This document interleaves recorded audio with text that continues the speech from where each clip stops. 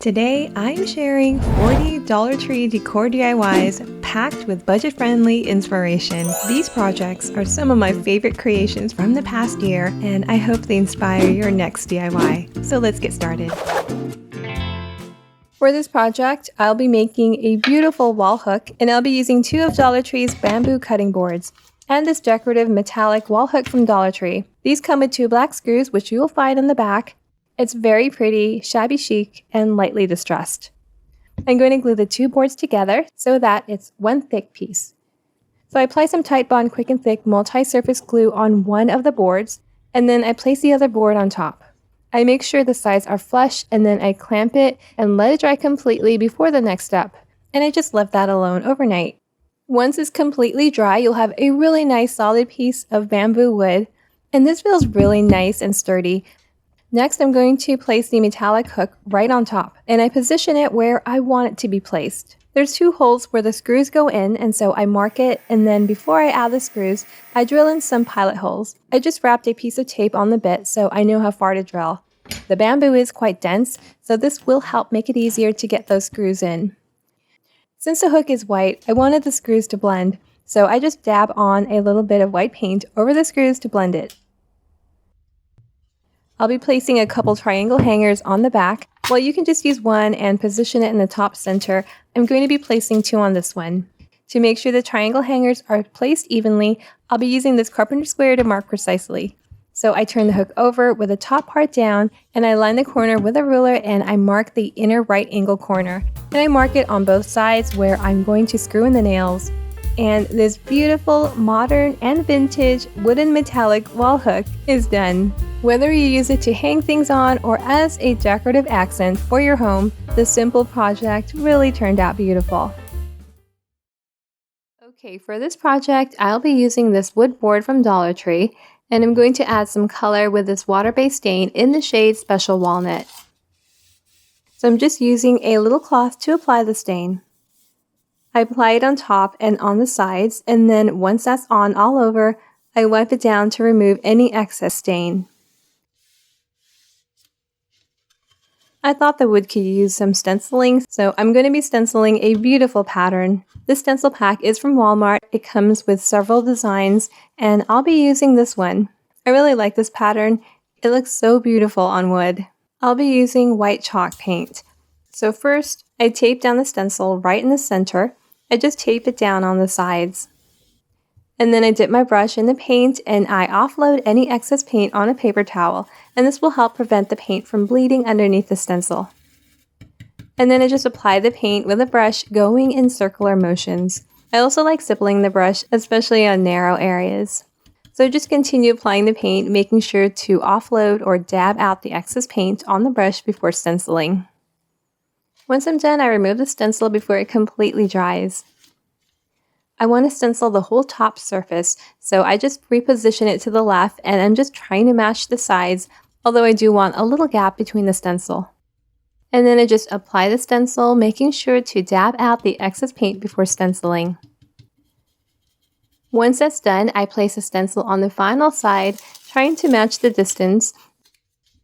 I just matched it as best as I can. I don't think it was exactly even, but it was fine. It turned out beautiful. Once that dries completely, I'm going to be buffing on some clear wax to protect it. So you want to make sure to seal it with your preferred sealer. For the legs, I'll be using these wood pieces. These are from Dollar Tree. I believe these were wooden angels, and these came in a nice little pack. So I just glue that to the bottom, one on each corner. I use a little wood block to make sure the distance to the edge is even on all corners. And I'm using wood glue for a stronger hold. I do flip it over before it dries completely, and I place some objects on top of the wood, and then I give that some time to dry completely. And this super easy DIY is done.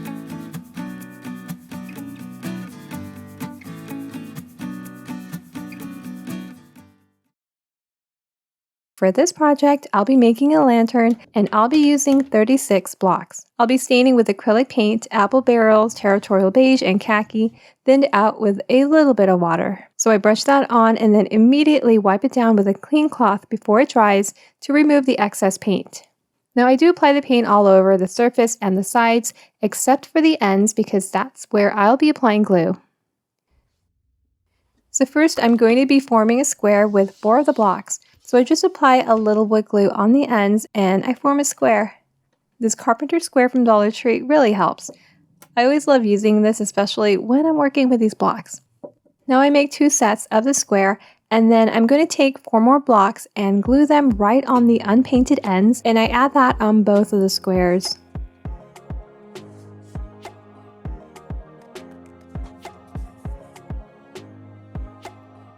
So these two are going to make the top and the base of the lantern. Next, I'm gluing 5 blocks together end to end.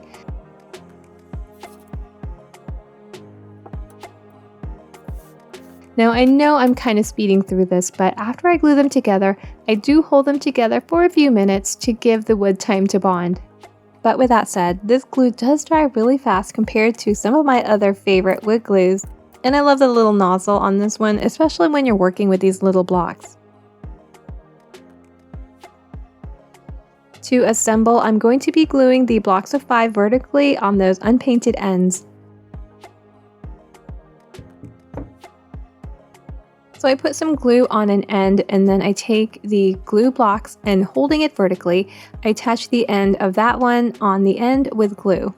So it makes a 90-degree angle, and then I take a little square dowel and I use that to push the two together. It also helps make sure that it's standing at a 90-degree angle, otherwise you're going to have a crooked looking lantern.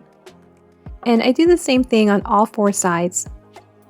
By the way, if you guys are enjoying these budget Dollar Tree DIYs, don't forget to give a thumbs up, hit subscribe, and ring that bell so that you don't miss out on any future thrifty creations.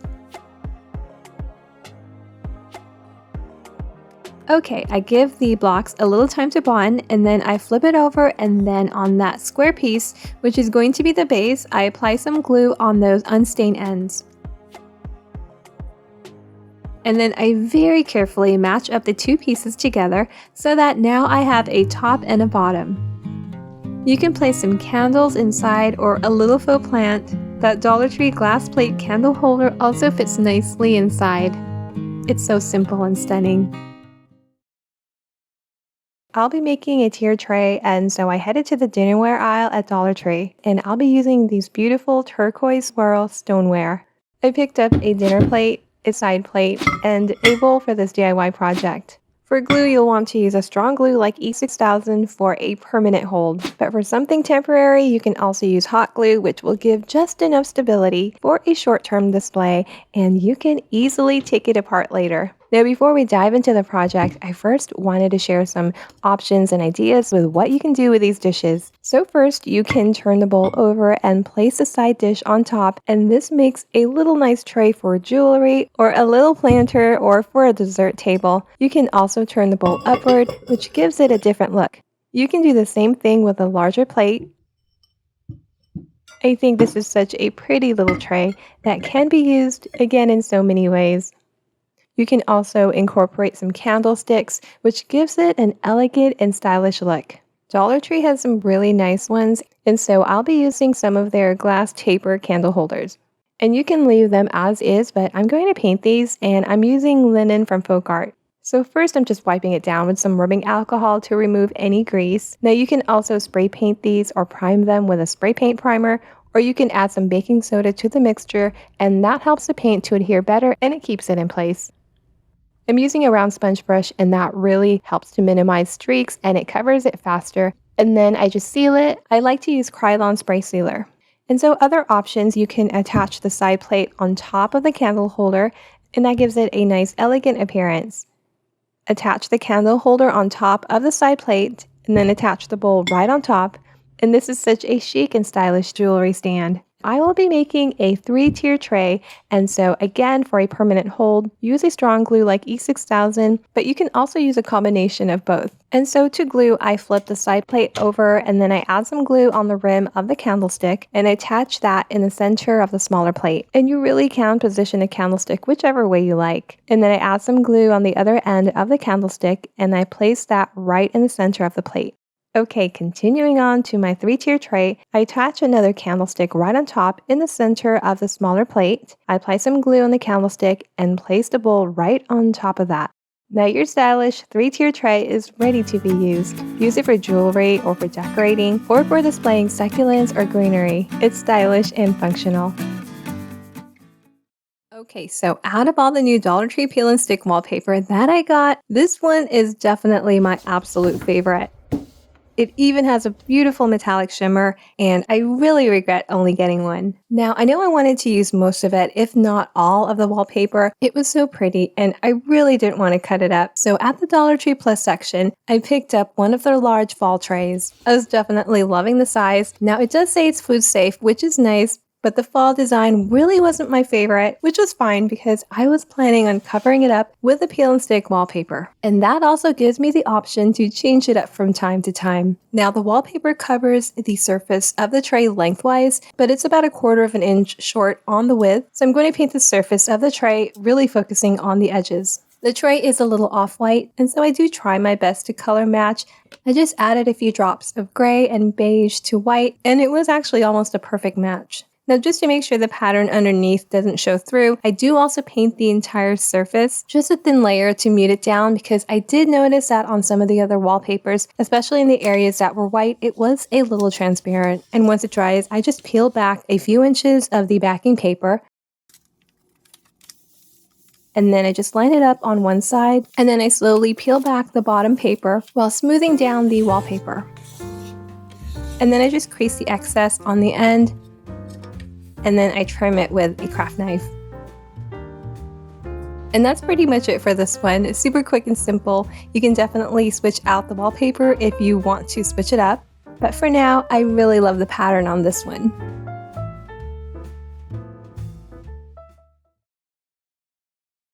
Dollar Tree has a wide variation of frames, so I grabbed a variety of frames for today's video. So for the first project, I will be using the simple white 8 by 10 inch frame, about 9 tumbling tower blocks, and this wood plank, all from Dollar Tree. I'm going to be trimming the plank to the width of the frame, so I lay that on top to measure, and I trim that to about 9 5/8 of an inch. Next, I'm going to turn the frame over, and I carefully remove the backing board and the glass. With some pliers, I pull out all of the metal tabs. I'll be gluing the blocks on the wood towards the bottom edge. So I add some hot glue on the narrow side of a block, and I place that down horizontally on the bottom corner of the plank like so. And then I add some glue on another block, and I place that vertically right on top, also gluing them to each other. And then place another block right on top of that like so. And then I glue some more blocks just like that on the opposite side.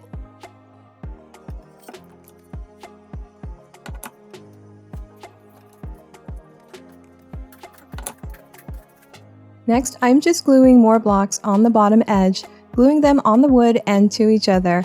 It's not going to be a perfect fit. There will be some gaps, at least for one block.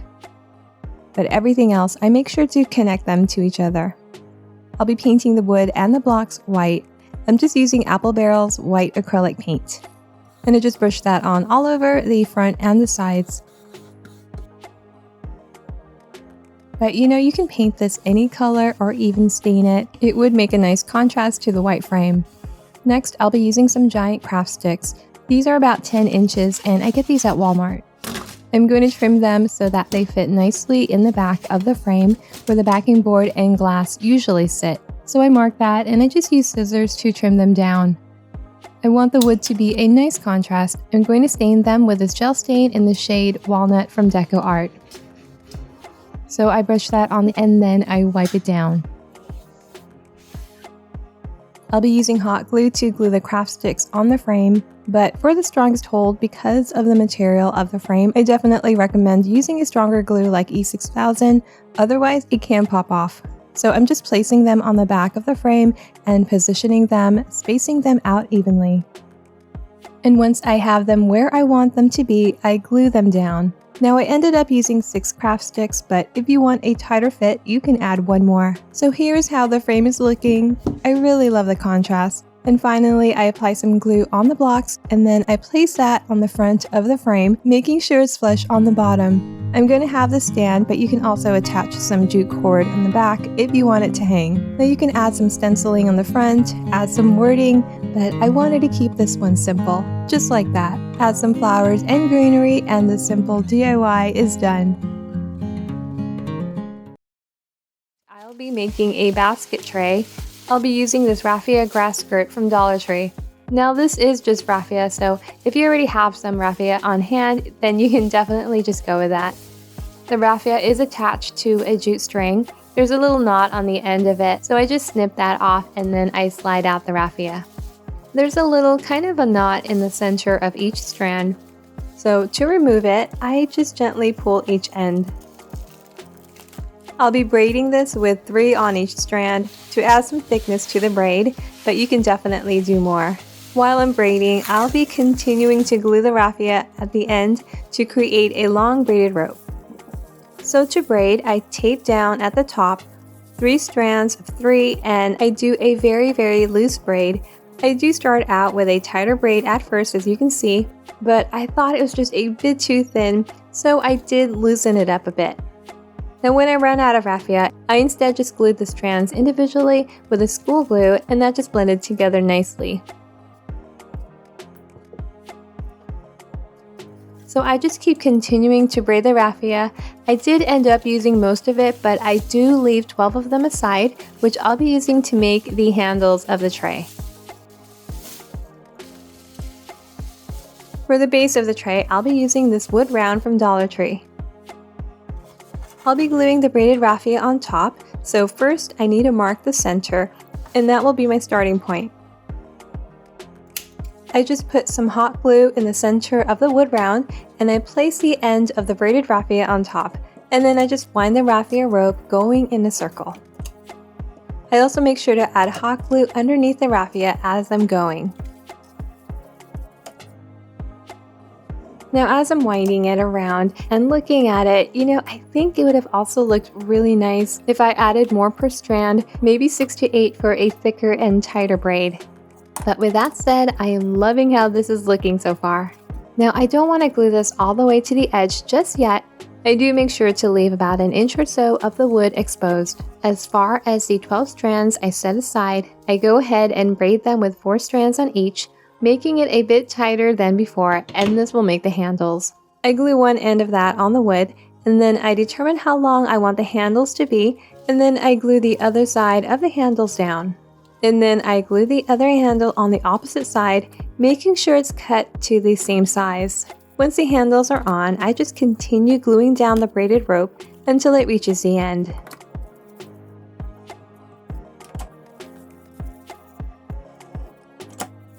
Now I want the tray to have sides, so I take the extra raffia and I wrap it around the edge, stacking layers on top of each other as I go. I'm able to go about 4 times around, and I just keep an eye on where I started winding it on top, and I make sure that the end doesn't go beyond that area so that the sides are even. And finally, I want the handles to be standing upright and not laying flat, and so I just hot glue them onto the sides.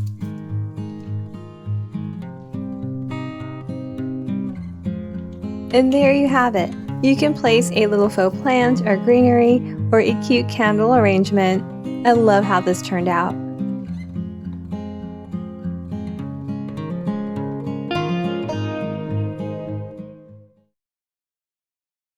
Now, I knew I wanted my next video to be on Dollar Tree stickers, so I headed to their sticker aisle and their metallic stickers immediately caught my attention. Seriously, the detail on these, stunning. I've never used these before and the ideas just kept popping in my mind. So for this DIY, I'll be using this little tray from Dollar Tree and this metallic sticker pack from Dollar Tree.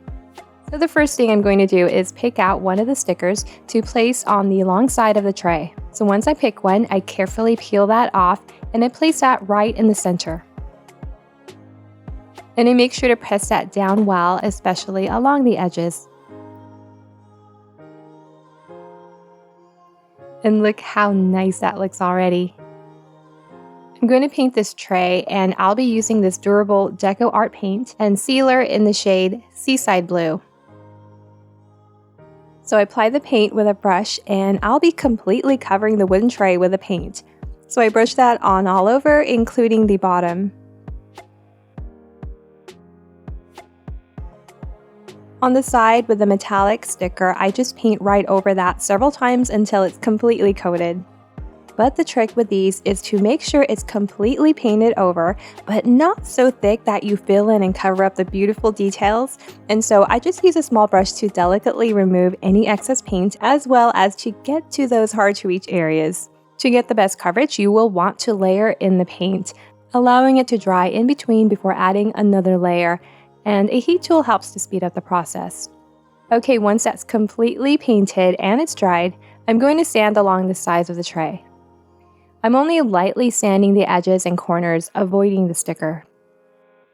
Next, I'm going to be applying some antique wax. This one is from Waverly, and I'm going to apply that with a damp cloth. You'll also need a dry cloth on hand. I did add a few drops of water to the wax as well to lightly thin it down. So I just apply the wax all over, especially in the areas where I sanded, buffing it in with a damp cloth, which helps to blend it in nicely, and then wiping it down with a dry one. And then I also apply the antique wax over the metallic detail as well as around it. I also use a small brush to apply it on top, making sure it gets into all those areas I want to be a little darker, and then I wipe it down with a dry cloth. And I just keep going back and forth with a small detail brush and then wiping it down until I like the way it looks. And if there are any areas on the tray that look a little too heavy with the wax, I just blend it out and tone it down with a damp cloth. I want to elevate the tray, and I'll be using these Dollar Tree wood pieces. These were little snowmen and they came in a pack. I'll also be rubbing on some of that antique wax just so that it blends nicely with the tray. I'm going to leave the color as is because I do love the contrast, but I do avoid applying the wax where I will be applying glue. Now initially I wasn't planning on adding legs, otherwise I would have left the bottom unpainted or at least taped off the area where I applied glue before painting, but with that said, it still held quite well. Now I do carefully flip it over after a few minutes, and I place some objects on top so that it bonds well. And there you have it. What a stunning transformation. Dollar Tree has a variety of natural wood slices in different shapes, and I love crafting with these. So for today's video, I did pick up a variation of them. I'll be using the circle one for this project. I'm going to be turning it into an adorable rustic coaster, so first I'm going to paint it with these neutral warm colors from Apple Barrel, Territorial Beige and Khaki, but any color will work. I'm going to mix the two together and then add a little bit of water to thin it out. I really don't want it to go on too thick, but more like a stain. To apply the color, I'm just going to use a piece of cloth, and I just dip that in the paint and apply that on one side. If the surface feels a little too raw or rough, just give it a light sanding before painting, and that paint will go on nicely. So after I apply the paint color, I also wipe it down immediately so that you can see some of that wood grain underneath. I want to add some stenciling on top, and I'm going to use my Cricut to cut out the stencil on this Dollar Tree vinyl with a sticky back. I'll be cutting out some trees, and I just downloaded the image from Canva and I uploaded it to Cricut Design Space. I thought the trees were perfect. It really adds to that overall rustic look. Of course, if you don't have a Cricut, there are other options. Like at Dollar Tree, they have a nice variety of beautiful stencils or rub-on transfers that would really work nicely. Now, before I apply the stencil, I remove that jute hanger, and pulling out the staples, it was not easy, so I did have to use a heavy-duty staple remover. So I placed that vinyl right in the center. Now I should have centered the trees a bit, leaving a vinyl cushion all around, but instead I cut it too close to the edge. So I just added some tape on the side to protect the wood. I'll be painting the trees black, and I'm using Folk Art's black chalk paint. Now before stenciling, always make sure to blot out any excess paint that's on the brush to prevent smudging. But using a vinyl with a sticky back, it definitely helped in preventing that paint from seeping underneath. So I just pounce over the stencil, and once it's fully covered, I carefully remove the stencil. Because of that somewhat fine details on the stencil, I did have to slowly peel it out, little by little on all sides, but it did come out nicely. and any areas that stuck, I just weeded it out. Now I'll be using this as a coaster, but honestly, you don't have to. I think this is also really pretty just the way it is. But to turn this into a coaster, you're going to have to seal it to protect the surface from moisture and heat. I'll be using Minwax polyacrylic to seal, and I'm going to be applying several layers just to make sure I have a good seal. But if you want to use something even more durable, especially if you're making these as gifts, a polyurethane finish is a good choice. Now to protect the surface the coaster will be resting on, I'm going to apply some adhesive cork. This one's from Dollar Tree, and I'm just cutting the amount that I need, making sure it doesn't extend beyond the edges of the wood. And then I just stick that on the bottom.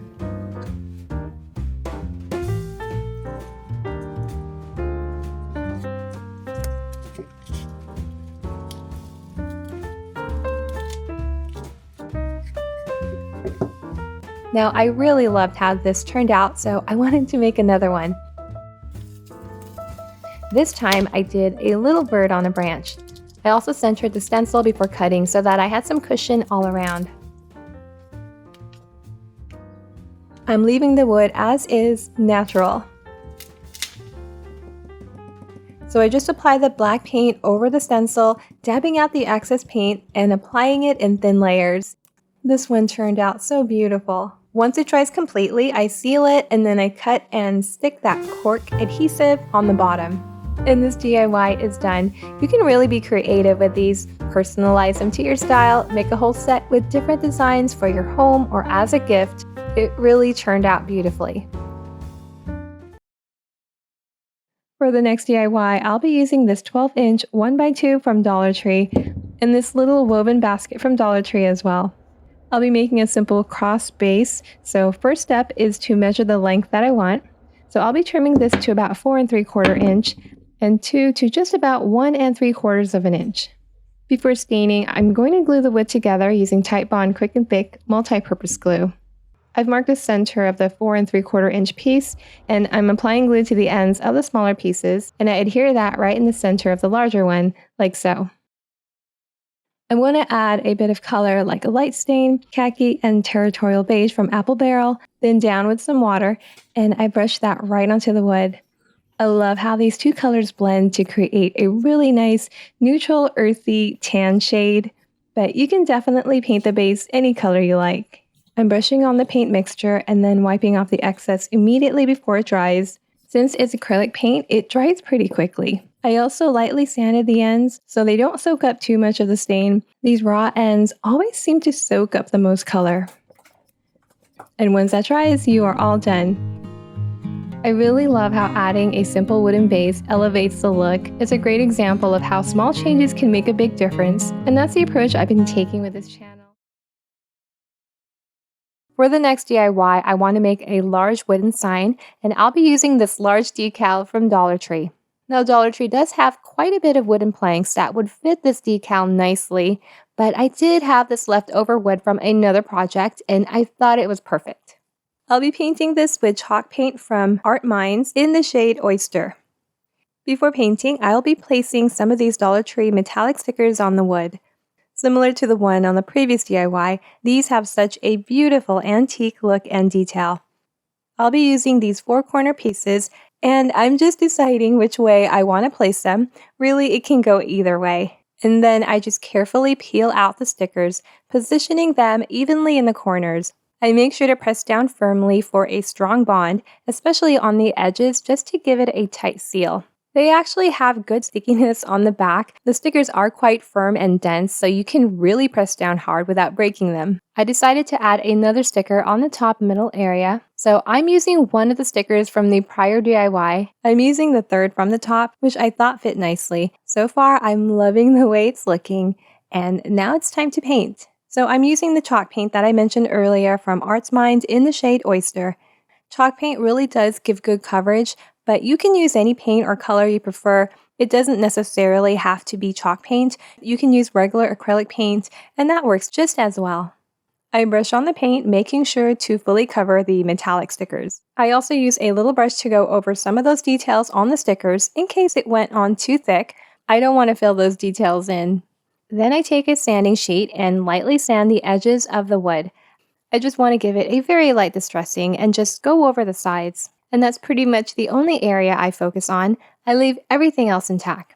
And then I apply the antique wax. I use a lightly damp cloth to apply it on all over the surface, and then I buff it in. The dampness really helps to blend in the wax nicely.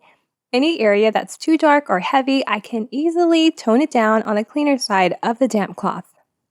I also use a dry cloth to blend it in even more and tone down any harsh areas. And then I use a small brush to get the wax on the detailed areas of the stickers where I want it to go on darker. And then I just lightly wipe it down and blend it out.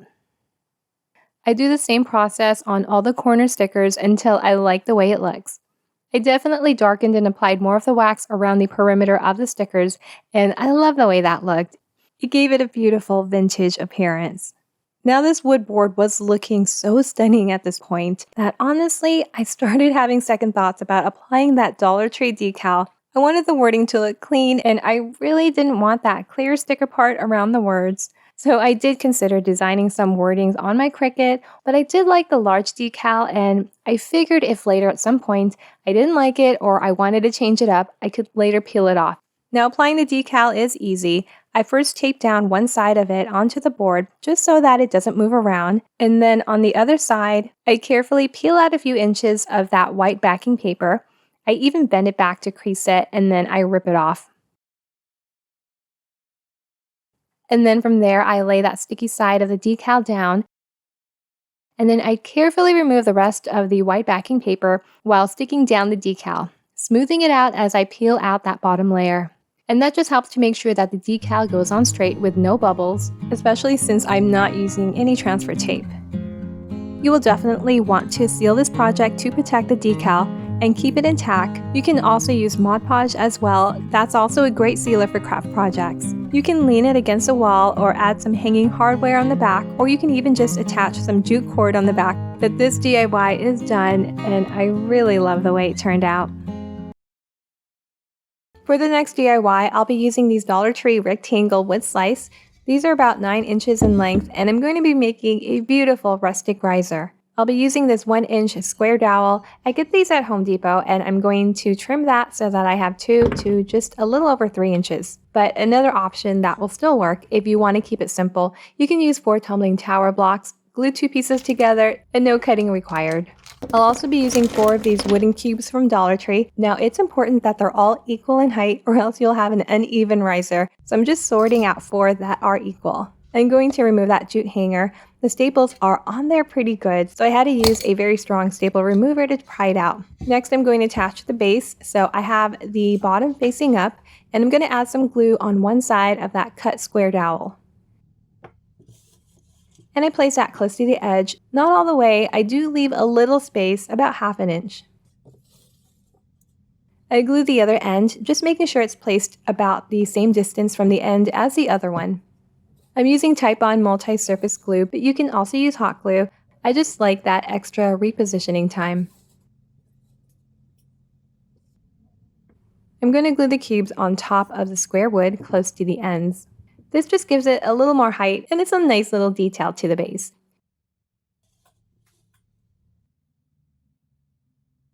I give it about a minute or 2 to bond, and then I flip it over and I put some weight on top. And I just let that dry completely. I'm going to stain the riser, and I'll be using this water-based stain in the shade Special Walnut. I wipe the color on, and then I also wipe down the excess. Now you can paint or stain this any color, but I really love the rustic look of the stain. I also make sure to paint the base. Now you don't have to, but I also stain the bottom. And this rustic riser is done.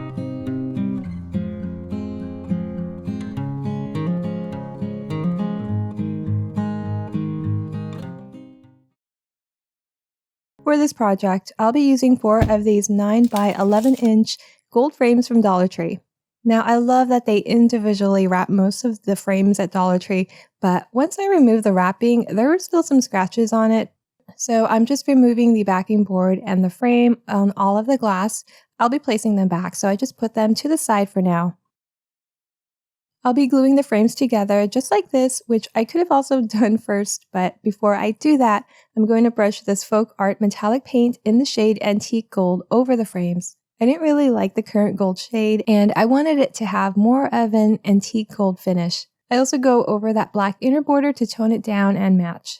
Now I only apply about 1 to 2 coats. Since the frame is already gold, that's enough. You can still see some of the scratches underneath with just a couple coats, which was fine because it really gave it that antique finish. Once the paint has dried, I turn the frames over. Now they're not all exactly equal in size. They're pretty close, but I did have to move them around until the sides looked as flush as possible. But one tip is to just double check before purchasing. I didn't think about that. I'll be using a combination of E6000 and hot glue to glue together. The hot glue just helps to clamp them together while the E6000 dries. Take your time with that, hold them together for a few minutes until the hot glue dries completely. Or if you want a more clean, tight finish, skip the hot glue. Clamping is a little tricky, but you can place some small blocks on the sides to give the clamp some grip. No, you can't stop here. I think this is so pretty just like that. But I'll be applying this beautiful vintage looking wallpaper on the glass. I got this on Temu a while back. You can also get this pattern on Amazon. Dollar Tree also has some nice wallpaper as well. So I'm just measuring the amount that I need and then I cut it out. Since I'll be placing these on top of the glass, I cut them in 4 equal parts. So to place over the glass, I just carefully peel out a few inches of that white backing paper. It is very sticky and the wallpaper can rip if I'm not careful, so I peel that off very carefully. And then I just stick that on the edge of the glass and then I slowly peel out the backing paper, smoothing the wallpaper down. I'm also using a little plastic scraper to smooth it out as I'm pulling out the white backing paper, and this will help prevent any bubbles from forming. And once that's completely on, I continue to go over that with a plastic scraper.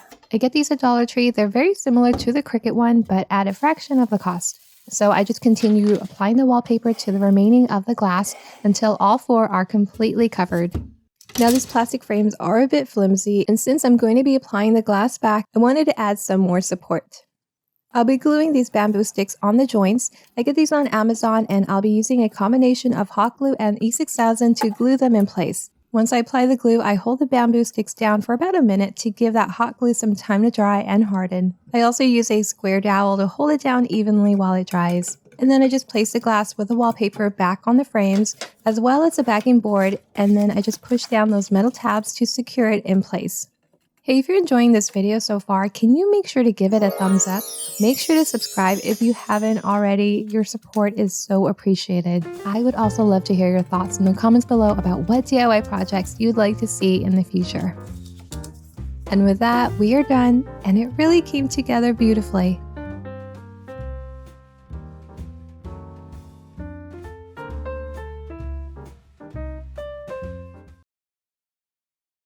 So I headed to Dollar Tree and grabbed a handful of their bamboo cutting boards. You'll usually find these in the kitchen supply aisle, and I really love the quality of these. I'll be making a riser for this project, and I'll be using a cutting board, and I'm going to paint it using this chalk paint from Waverly in the shade Sandstone. I really wanted to paint it a nice neutral color, so I thought this was perfect. So I'm applying the paint with a brush, and this color really does go on nicely. I do about a couple coats, but really one was probably more than enough because I do end up distressing it a bit. I also turn it over and paint the other side, which will be the bottom. It's completely optional, but I wanted to give it a nice finished look. So once that's completely dried, I take a sanding sheet and I give it a light sanding. Definitely along the edges and on random areas on the top surface. I also switched to a coarser grit sandpaper to make it look a little more scratchy, and I just continue sanding until I like the way it looks. Now I wanted to stencil in a floral pattern on top of the wood, so I just decided to cut a stencil out with my Cricut. And what I did was go on Canva and downloaded a pattern that I liked, and then I uploaded it to Cricut Design Space, and that's usually how I like to customize my stencils. But you know, there are so many other options. Dollar Tree does have a handful of stencils or rub-on transfers or even decorative decals that you can use instead.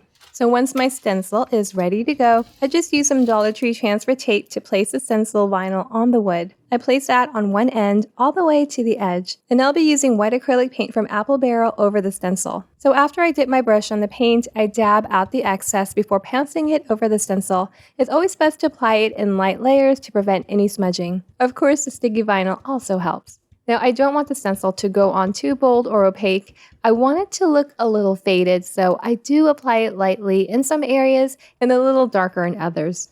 And then I carefully peel it out and I move it over to the other side. So I do the same thing, adding paint to my brush, dabbing out the excess, and then pouncing it over the stencil. It's such a beautiful floral pattern. For the legs, I'll be using these wood peg dolls. These are from Hobby Lobby. They came in a pack of 8, and they were quite inexpensive for the pack. To contrast the top, I'm just going to stain it with this gel stain, and I'm just wiping it or brushing it on, and then wiping it down.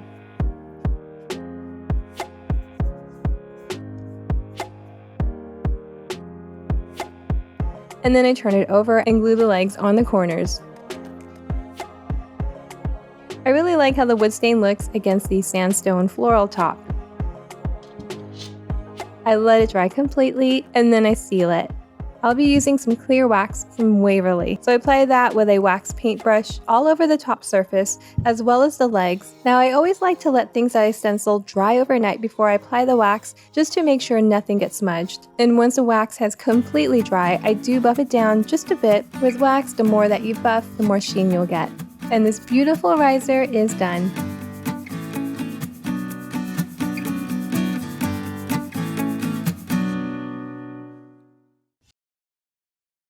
Dollar Tree has these adorable decorative bead dishware, and I really love the pattern and the colors. And for this project, I grabbed a plate and a bowl. And just like the previous DIY, there are so many options. You can place a bowl below, and I love how the base matches, or place a candlestick in between. This is another Dollar Tree taper candlestick, and it's just so dainty and pretty.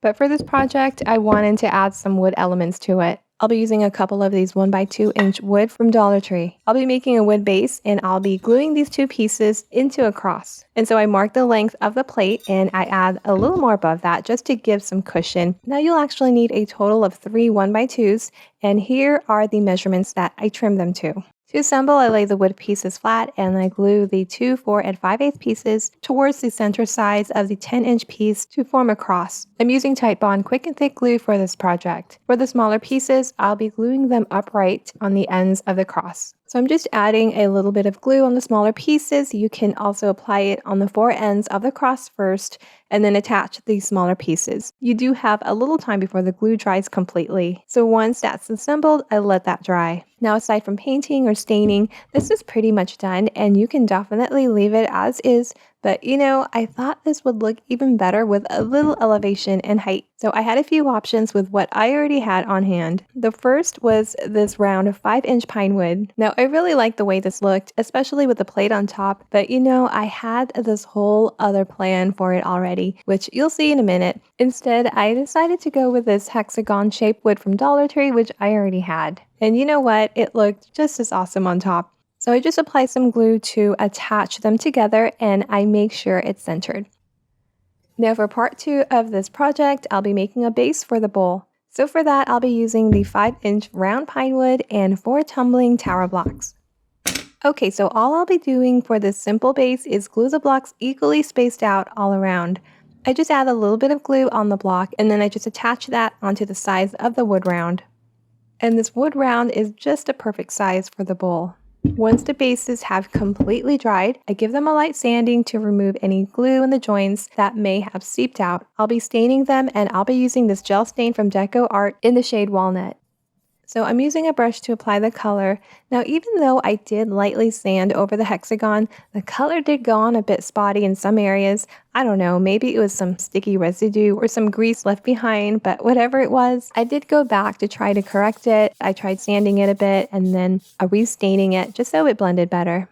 I do apply the stain in small sections and then I wipe it down immediately before it dries so that you can see that wood grain even more underneath. So I just continue applying the stain all over in small sections and then wiping it down. You can paint or stain this any color you like. You could choose a lighter stain or paint it a beautiful olive color. The choice is yours, so get creative and make it match your style perfectly. With a smaller base, I stain it that same walnut stain, applying with a brush and then wiping it down immediately before it dries. I also made sure to apply it on the sides and the blocks. Seal it with your preferred sealer, and this DIY is done. The wood just complements a ceramic plate beautifully, and because the plate and bowl isn't glued down, you can easily switch it out anytime. For this project, I'll be using a couple of these hanging wooden circle signs. I've had these for a while and I wanted to finally use them. They do have a raised die cut design right on top, which is nice, but I really only wanted the back blank side. So on one of them, I'm going to cut it right in half, and to do that, I lay a metal ruler right on top, and I score it several times with a utility knife. Eventually, it will break in half. The wood is pretty thin, but you will need to go over that die cut area a few more times extra to get through. On top of the uncut circle, I'm going to place this bamboo circle. This one's from Dollar Tree. It comes in a pack of 2, and I'll be using the larger of the 2. Now this one is already painted or lightly stained from a previous project. You can definitely paint it any other color for more contrast, as well as that wood round, but I'm going to leave that one natural. I'm applying Titebond multi-surface glue on one side of the ring, and then I place that right in the center. For the half round, I'm going to be sticking on top this light green wallpaper. It has some branches with white flowers. It's really pretty. So I just cut that to the size that I need, and I peel back a small corner of the backing paper, and I attach that right on top of the half round. Now I did cut the round right in half, but you can also cut it a little higher up if you want. Next, I'm going to apply some glue on top, just enough to match the half round. To hang, you can just string through some rope or ribbon, but if you don't want the holes to show, then you would just position that half round over it. And there you have it. This adorable little wall pocket is all done. You can easily make a few more, maybe 2 or 3, and fill them with flowers or stems. For this DIY, I'll be using this long rectangle hanging wall shelf from Dollar Tree, and I'll just be using the MDF board for this project. I'll also be using one of the stencils in this winter pack from Amazon. I really like the look of the row of snowflakes, and I thought the size was perfect for the wood. I will be stenciling on the snowflakes with white chalk paint from Folk Art. So just tape the stencil down right in the center of the wood. I dip the stencil brush into the paint and then dab it on a paper towel to remove the excess paint. You really want the brush to be kind of dry to prevent bleeding. So I just stencil that on, applying the paint in light, even pressure. You can stipple or swirl. I like to do both. Now you can certainly use any stencil you prefer. You can do flowers or hearts or some wording. We're still in the winter season, so I'm still loving the snowflakes. I want to cover the holes on the ends, so I trim down a paint stir stick so that I have 2 to the height of the wood. To match the snowflakes, I paint them with the same white chalk paint. And I'm just going to paint the top and the sides. Since I'll be gluing these on the wood, I leave the bottom unpainted. I'm also painting 4 craft cubes white. I got these at Dollar Tree. They came in a large pack, and these are going on the bottom of the wood board just to give it a little height. I take a little sanding sheet and I lightly distress the wood as well as the cubes, focusing mainly on the edges. I really love that distress detail. Then I just glue the paint stick down, one on each end.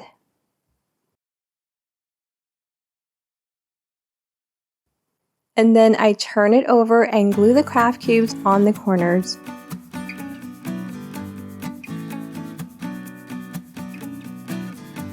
I want to add some handles, so I cut some nautical rope to the length that I want the handles to be.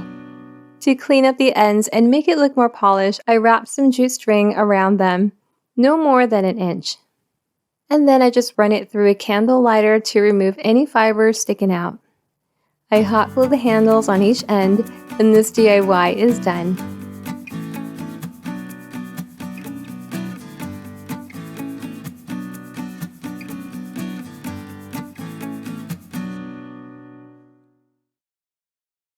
For the next DIY, I'll be making a sign, and I'll be using one of these thick wood blocks from Dollar Tree.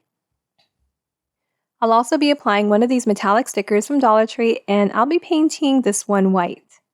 I'll be using this gorgeous one on top, Now every design in this pack are all different, but I kind of wish they were matching pairs because I would have loved to place one towards the bottom as well. I think that would have looked really nice. So I just pressed the sticker down firmly, especially along the edges. Now I'll be painting this with white chalk paint. I'm using a round sponge brush to apply the paint. Now these sponge brushes are so versatile. It does apply the paint quickly and smoothly with good coverage.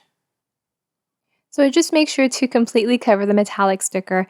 I do also use a small brush to get into those hard to reach areas. I also use it to remove any excess paint that may have pooled, especially in the grooves. And I just put that aside to give it time to dry completely. I'll be placing this thick home sign on the wood. You can get this at Dollar Tree and it comes in a pack of 2. I'll be painting home in black, and so I just apply that with a small brush. Now you can definitely customize the wording if home is not your thing. If you have a Cricut, you can place whatever word you like, or you can even stencil. I just like the font on this wooden home sign. Then I take a sanding sheet and I sand the edges of the wood. I also lightly sand the top and edges of the wording. Before I glue down the word, I'm going to apply some antique wax over the wood with a damp cloth, applying it lightly all over, including the painted metallic sticker. Hey, by the way, if you are enjoying our crafting time together, make sure to give this video a thumbs up. Your support means a lot. And if you haven't already, will you consider subscribing? I have many more ideas coming your way, and I would love to have you on this creative journey with me. And after I get that on all over, I go back with a small brush and apply more of the antique wax on the metallic sticker. The goal is to make the details on the sticker stand out, and the antique wax does just that. And then I gently wipe it down. I also use another small brush to clean up and blend out the wax around the sticker. Wow, it's such an amazing transformation. You would never guess it was a dollar store sticker. And finally, I add some glue on the back of the home sign, and I place that right on top of the wood. And this DIY is done, and I love how it turned out.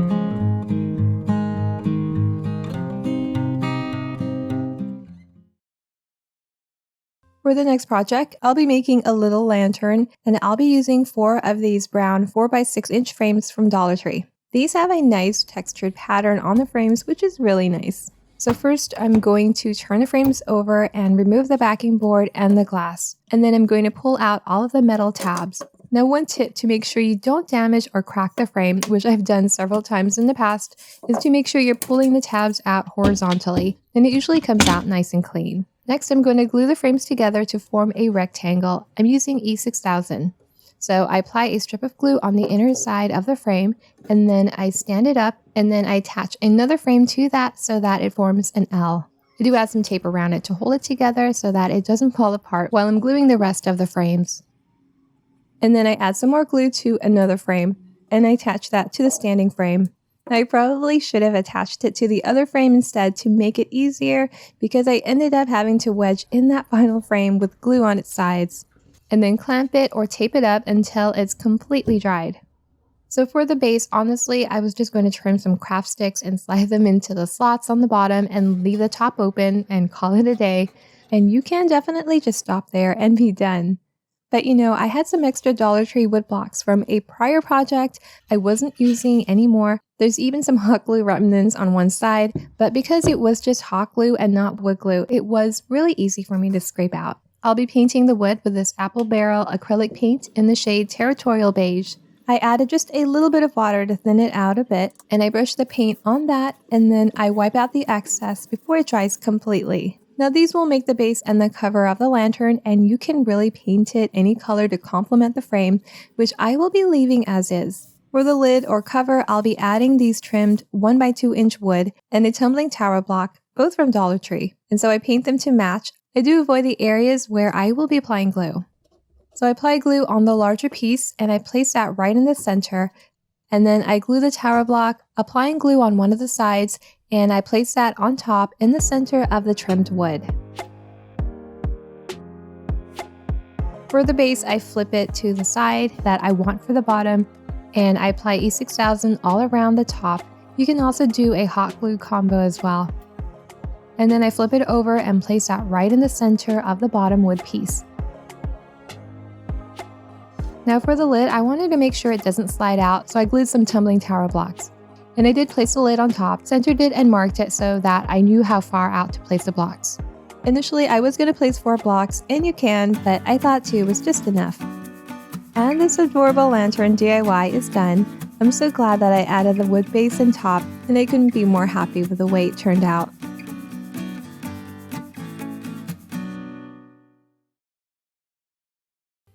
For this DIY, you're going to need one bamboo cutting board from Dollar Tree and a couple 12-inch 1x2s, which you can find in the Dollar Tree wood section. I'm going to be making a hanging wooden wall pocket. I'm going to measure the height and I mark where I want to trim it. So for this, I'm trimming so that I have 2 at about 7 3/4 of an inch and 1 at 4 inches for that bottom horizontal section. So here they are, trimmed and ready to go. And I just used a miter box and saw. Dollar Tree wood is really easy to cut through. I'll be painting the wood with this chalk paint from Waverly in the shade Sandstone. So I'm just taking note of the areas where I'll be applying the glue, and I make sure to avoid painting those areas. I'll also be painting a small section on the front of the bamboo, so I tape about 2 3/4 of an inch from the bottom, also making sure to tape off the sides. And I'm just making sure that there's no bubbles. I'm just pushing down on the tape because I don't want any of that paint getting underneath. Because I want full coverage, I'll be applying the paint with a round sponge brush.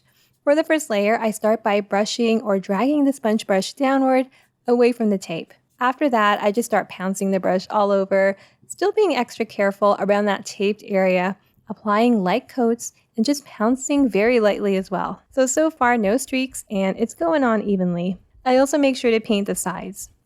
Once that's completely painted, I carefully remove the tape, and thank goodness the paint didn't bleed through. To assemble, I flip the board over and then I apply some glue. I'm using Titebond Quick and Thick, and I apply that on the narrow, unpainted sides of the trimmed 1x2s. And then I just attach them onto the board. Now to make sure they dry equally spaced, I take the extra 4-inch cut wood and I place that towards the center. And then I just attach the rest of the 1x2s so that it forms a U shape. I do clamp them together and I let that dry completely. To seal, I took it outside and I used a spray sealer from Krylon. To hang, I'll be attaching a couple triangle hangers using a ruler to make sure they're placed evenly. And that's it for this one. You can place some flowers or greenery stems. You can also make a matching pair. I really loved how this turned out. While I was at Dollar Tree, one of their napkins caught my attention. It had a beautiful blue tropical design, and I wanted to use it for this project. I also picked up their clear decorative cake plate with a scallop edge. First thing I'm going to do is give the plate a coat of white acrylic paint, and I'm using Apple Barrel's white. I'll also apply the white paint on the back, and I only apply it up to that scalloped area. I'm going to decoupage the napkin onto the plate, so first I'll remove that extra layer behind the napkin and separate it. To make it easier to work with, I place the plate on top of the napkin and I trim off some of that excess. I leave about 1.5 inches of extra napkin all around. Once I got that cut, I'll be applying some Mod Podge all over the top surface of the plate. I just drizzle that right on top and then I use a brush to spread it out. Now another option, you can also skip painting the plate, and this will give a more translucent finish, which is also nice. Because the edges curve a bit and it's not completely flat, I decided to start in the flat center and work my way out, and this way the napkin won't get caught on the edges and rip as I lay it down. Once the napkin is in place, I gently smooth it down with my fingers. I also use a clear plastic sheet to press it down, which helps to smooth it out without breaking the napkin. And then I just finish off the edges, applying more Mod Podge on the edges and then smoothing it out, gently pressing down with my fingers and a clear plastic. I want the napkin to cover the sides of the plate, showing off the scallop edge, so I turn the plate over and I apply that Mod Podge on the edge, making sure the napkin completely covers the sides. And then I just apply another layer of Mod Podge right on top of the plate. And this will help to seal in that napkin and protect the surface of the plate. I also make sure to cover the sides with Mod Podge as well. I let that Mod Podge dry completely and I leave it overnight, and this gives the wrinkles and bubbles time to smooth out. Then once that's completely dry, I just get a small piece of sanding sheet and I remove the excess napkin along the edges. I also use a little emery board, and that just helps get in between those scallop edges. It actually removes the napkin nicely. For the base, I grabbed a pack of these plastic bowls from Dollar Tree. These actually have a nice detailing on them. I'll be using one, and I'm just going to paint the inside white, and I'm going to leave the outer part of the bowl unpainted. Because it's clear, the white shows through, and I don't have to worry about the paint chipping. Next, I'm going to glue the plate right on top, but as I was looking at it, I thought it was just too short. You couldn't really see the base, and so I decided to stack another bowl on top. So I just painted another bowl white on the inside, and then I glued the bottoms together. Then I applied some more glue, E6000, on that raised part of the rim of the bowl, and I just attached that onto the bottom of the plate. I give that time to dry and set. And I really loved how it turned out.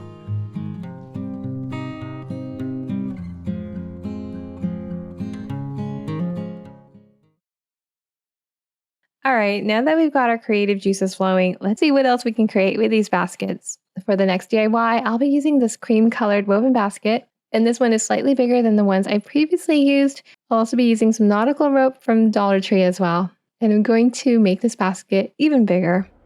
So the first thing, I'm going to get the rope and I'm going to wrap it along the top of the basket. You'll see where the straw basket ends on the top, and that's where I'm going to place and hot glue the nautical rope. I'm just going to continue wrapping along the top, which will extend the size of the basket.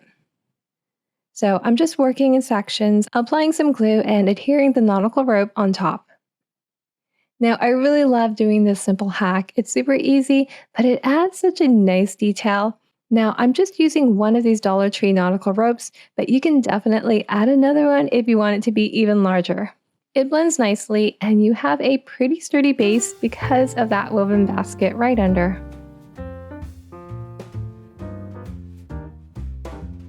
I'm going to wrap the nautical rope about 4 times around, and I'm going to cut an end directly above where I first started. That way it's pretty even all around. And then I just glue that in place. Now, I love how this looks, and you can leave it like that, but I'm going to add some fun decorative details to this. So to do that, I'll be using some white yarn and a plastic yarn needle. Now, I like using these plastic yarn needles for this project because it's flexible, but you can use whatever you have on hand to weave the yarn through the rope. I'm going to be cutting out about 9 pieces of the string, each of them about 3 feet in length. And so I string through one of the cut yarns through the needle, and I tie a little knot to hold it in place. And then I just start wrapping it around the rope. And so I poke through or push through the needle right under the top first row of rope, and I loop it over, pulling it all the way through, leaving about 1 inch or so of the end, and I'm just holding that end in place horizontally towards the right.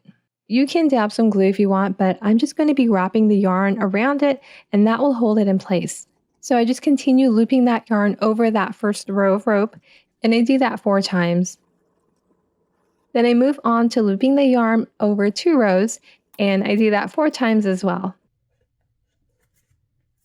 After that, I loop it 4 times again over 3 rows, and you can already see a beautiful pattern forming. After that, I just mirror the previous loops, looping 4 over 2 rows, and then 4 over the top single row. Once you're done with the pattern, you can hot glue it in place, but what I like to do is tuck that inside the loops so that you can't see it. And then I just continue on making the same pattern. I do space them about 3/4 of an inch to 1 inch apart. Now you can get really creative with these patterns. You can experiment with different combinations and spacing. I'm starting with a sequence, but feel free to adjust it to your liking. However you decide to do it, I think it'll add a really nice detail to the basket. It's all about what looks good to you. If you want a bolder look, you can use thicker yarn or even double up the layers. If you prefer something more subtle, you can space out the wraps a bit more. Either way, it's going to give your basket a unique and handmade touch. Now, a quick tip, if you decide to add this detail, you really don't need to go too heavy on the hot glue because the loops will hold it in place, and that will just make it a little easier to push the needle through. And there you have it. Our basket is all done, and I'm really loving how this one turned out. The yarn adds such a beautiful texture and gives the basket a beautiful custom look.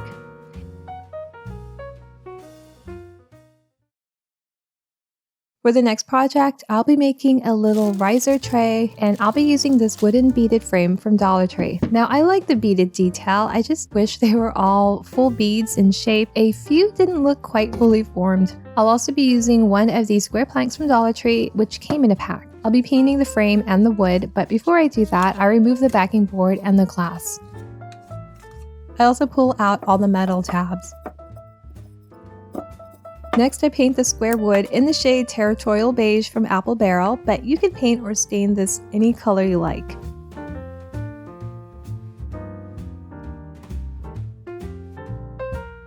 For the wooden frame, I'm just going to be dry brushing some white acrylic paint on top. So I dip my brush in the paint and then I dab out the excess paint, just so that it doesn't go on too heavy, and then I lightly brush over the whole frame.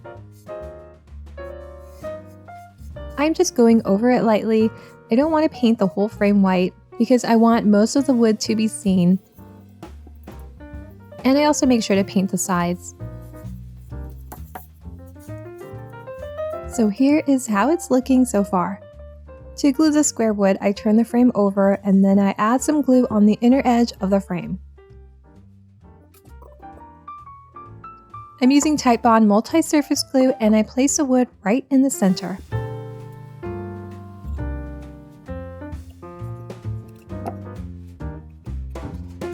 I'll be gluing these wooden beads on the bottom corners of the frame, so I just apply a little glue on the bead and then I place them down. And finally, I paint the beads that same color as the wood square, Territorial Beige from Apple Barrel, to match. This DIY is done and I really love how this turned out.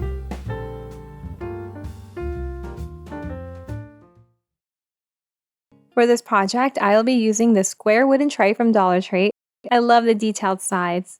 And just like the first project, I'm going to be placing one of these metallic stickers on one of the sides. So I go ahead and firmly place that on one side. I'll be painting the tray with this Waverly chalk paint in the shade Sandstone. So I brush the paint on all over the tray, except I do leave the bottom unpainted. I paint over the metallic sticker. Now I did have to paint a couple layers on the sticker for it to completely cover. You do have to let each layer dry before adding another, otherwise you may end up just wiping out the paint, so I just use a heat tool to speed up the drying time. Once everything has been painted, I'm going to lightly sand the edges of the curves, and I'm just using a sanding sheet to lightly sand. And my favorite part, I apply some antique wax on all over the areas that I painted, and I'm using a damp cloth to apply the wax. I apply it over the metallic sticker, and I do apply a generous amount because I want it to get into all those grooved areas. And then I just gently wipe out the excess. I apply the wax on all over the tray using a damp cloth, which helps make the antique wax go on evenly and lightly. It also helps to blend any areas where I applied too much wax. I also apply it on the areas where I sanded, which gives the tray a lightly distressed appearance.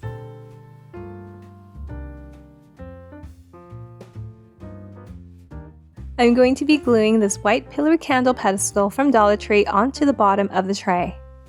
And I just lightly rub on some of that antique wax on the pedestal to match the tray. I do love the white, so I don't oversaturate it with the wax. I also avoid applying the wax on the top of the pedestal. To glue, I'm going to apply E6000 over the top raised area of the pedestal. You can always add a few drops of hot glue for a quicker hold while the E6000 dries. And then I just flip the tray over and glue the pedestal on top of that, making sure it's centered. And that's it. You can definitely customize to any color you like, but I love the neutral shades. It's quick, easy, and simply beautiful. For this DIY, I'll be using one of Dollar Tree's bamboo cutting boards, and I'm going to be adding some stenciling on top, and I'll be using one that I got at Walmart. They have some really nice, inexpensive stencil options. I'll be using this one with a decorative circle. So I place a stencil towards the top, centering it, and I'm just securing it in place with some masking tape. I'm also covering up any areas close to the circle. For paint, I'm using Apple Barrel's white, but you can definitely use any color you prefer. I definitely considered black or even a neutral color.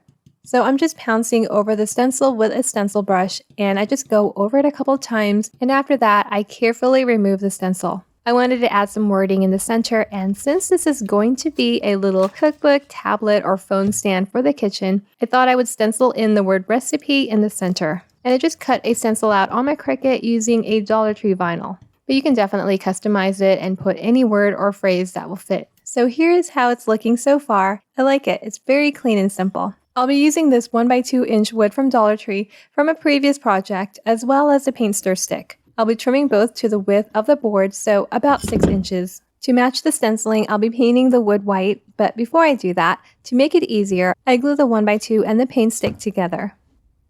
I just apply some glue on one narrow side of the 1x2, and I attach the paint stick to it like so. And I clamp it a bit to give the paint some time to dry. Next, I'll be attaching a Dollar Tree easel on the back of the board. So I apply some Titebond multi-purpose glue on the easel, and then I attach that to the back of the board, making sure they're both flush on the bottom.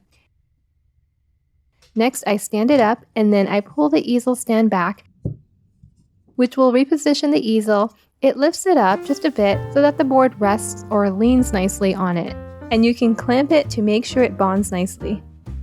Then I go ahead and paint the glued wood pieces white, and I make sure to leave the narrow side unpainted.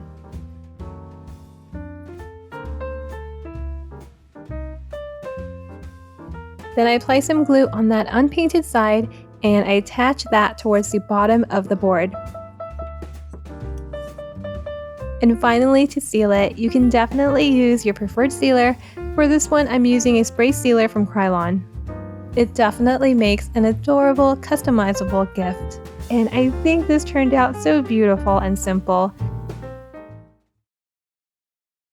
For this project, I'll be using the wood on this hanging shelf kit, as well as this 12-inch 1x2, both from Dollar Tree. I'll be making a little riser tray, and I'm going to measure and trim the wood to the length of the shorter side of the shelf, and I'll be trimming two to that size. I'm going to deepen the color of the wood just a bit, as well as the edge of the shelf to match with a couple neutral acrylic paint colors.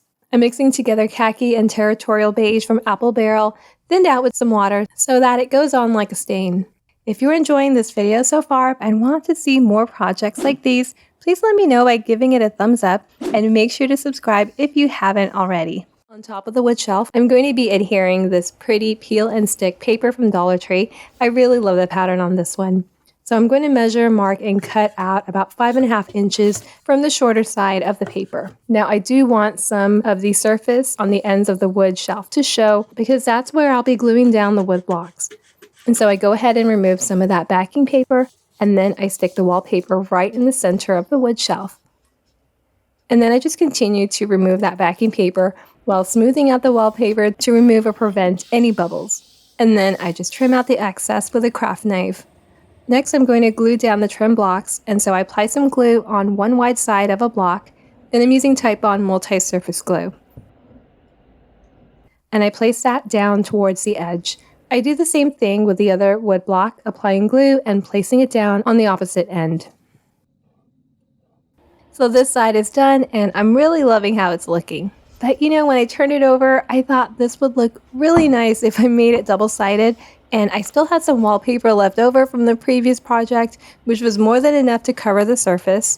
And so I just marked and cut the amount that I needed to cover that whole surface. And then I just peel out and fold down a small bit of that backing paper. I place that right on top of the wood, and I remove the rest of the backing paper while smoothing the wallpaper down. And then I just trim out the excess with a craft knife, and this one's all done. I love that this is double-sided. It can be used as a tray or a riser, and the beautiful decorative paper adds such a charming detail. Dollar Tree's tumbling tower blocks are hands down one of my favorite crafting supplies. I love crafting with these. For this DIY, I'll be using a box of these wooden tumbling tower blocks. One box comes with 72 blocks, and for this project, I'll be using 36 blocks. I'll be staining the blocks with this Americana gel stain from Decor in the shade Walnut. So I just apply that on the blocks, and I'm using a cloth here, but you can also use a brush. Now immediately after I apply the color, I wipe it down, removing the excess stain.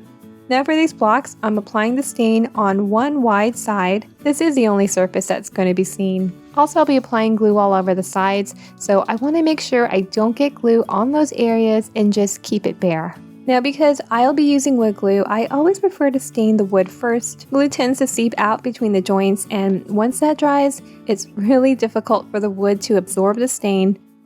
I'll be using 2 of these thick wood blocks from Dollar Tree. Now one is going to be the top and the other the base of the riser. And I'm going to stain them as well, but before I do that, I do sand the ends first, or the end grain as you can see here. Otherwise, it's going to soak up a lot of stain. So sanding or sealing really helps to close the wood pores a bit. Now on the wood blocks, I'm only going to apply the stain on one surface side and the edges. The surface on the opposite side isn't going to be seen. It's going to be covered up, which you'll see later, so I leave that side unstained. For the other block, it's going to be the base, so you can stain it the same way or just the sides. I realized I wanted a little contrast with the blocks. Looking back, I kind of wish I painted it a different color, so I decided to add another layer of the stain to deepen the color.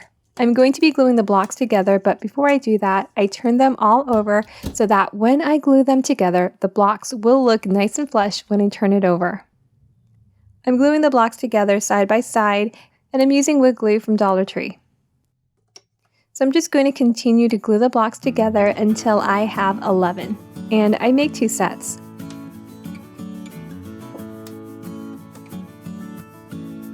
After that, I glue 7 blocks together side by side, and I make 2 sets. Once it's completely dried, I turn them all over, and then I'm going to glue all 4 together to form a rectangle. So I place some wood glue on the sides of the 7, and I place those in between the ends of the longer side like so.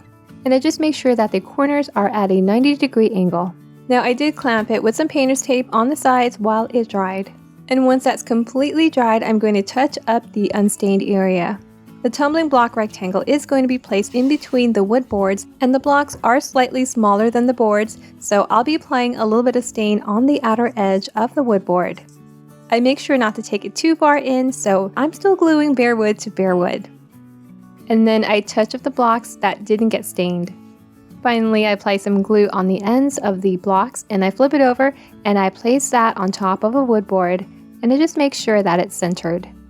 And then I do the same thing and apply some glue on top of the blocks, and then I place the wood board right on top. The riser is all done. It turned out so beautiful. It feels very sturdy and solid. You can place whatever you want on top, like plants or candles. It's perfect. For the next project, I'm going to be making a very quick and simple wreath, and I'll be using this grapevine wreath. I get these at Michael's. They're really not too pricey, and I believe this is the 18-inch one. For flowers, I headed to Dollar Tree as well as Walmart, and I chose more muted down colors for the wreath. I'm starting out with these 2 greenery bouquets. I really like the shade of green on these, and these are from Walmart.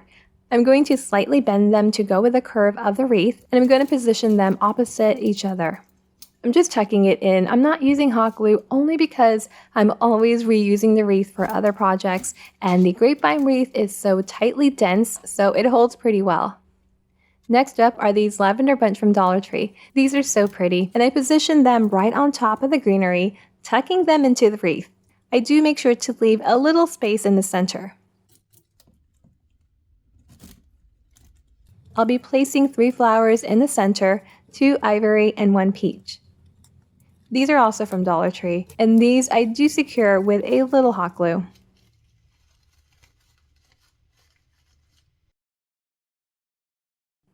Next up, I'll be using this Dollar Tree rectangle wood slice, as well as these poster stickers from Dollar Tree as well.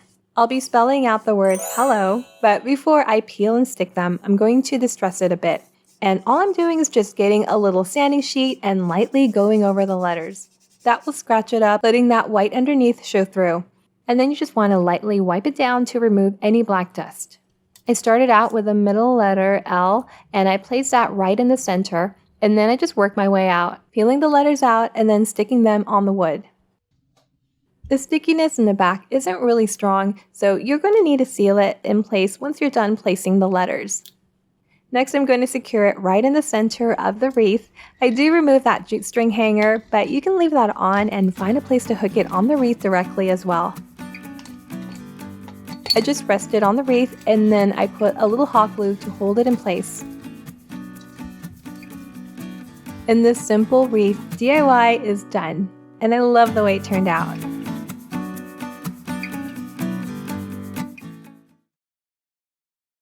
For this DIY, I'll be using 4 of these round weave baskets from Dollar Tree. I'll be making a couple stacked basket stands, and this really is easy to do. I just flip over one of the baskets and apply hot glue over the bottom. Then I place the bottom second basket right on top, making sure it's perfectly aligned so the stand looks nice and even. You can hold it in place for a bit until it sets. After that, I do the next set, applying hot glue on the bottom of one and placing the second basket on top like so. Once the glue sets, they're ready to be used and you've got yourself a beautiful stacked basket pedestal. You can use it to display small plants, candles, or other decor items. Now I love how these pedestal baskets turned out, but I decided to take it another step further and add a little more height to one of them. I'll be gluing another basket on one of them, and I'm going to connect the tops together. And the tops do fit together nicely, you just need to match the ends together and it should fit like a puzzle. A super quick and easy way to add more height.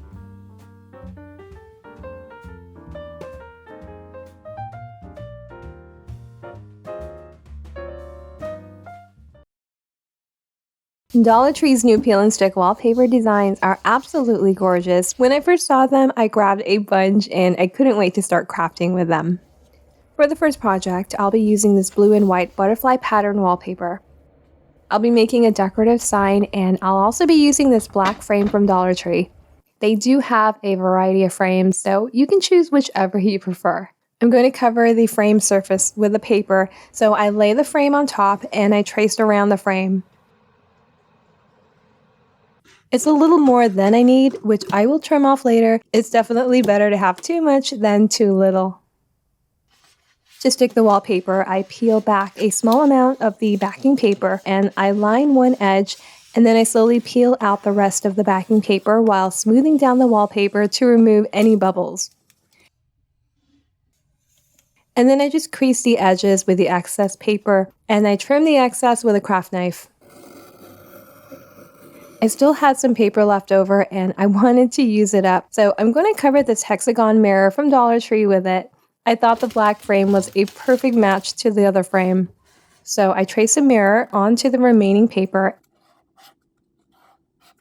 and I cut it out.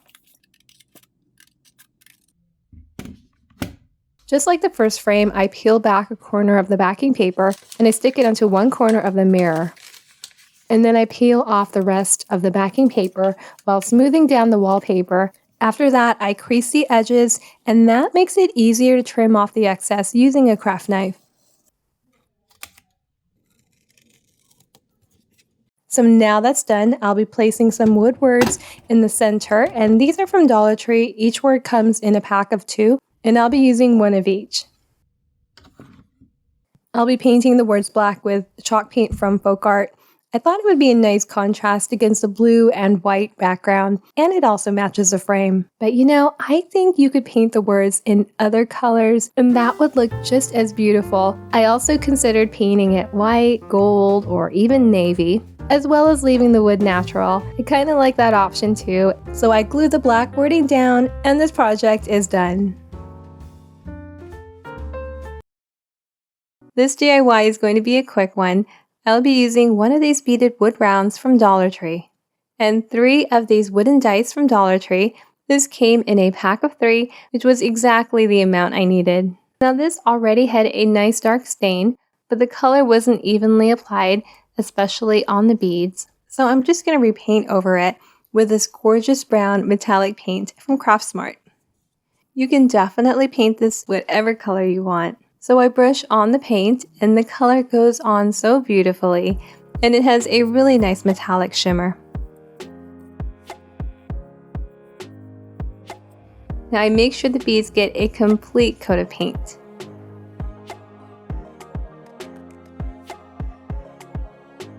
Then I paint the dies.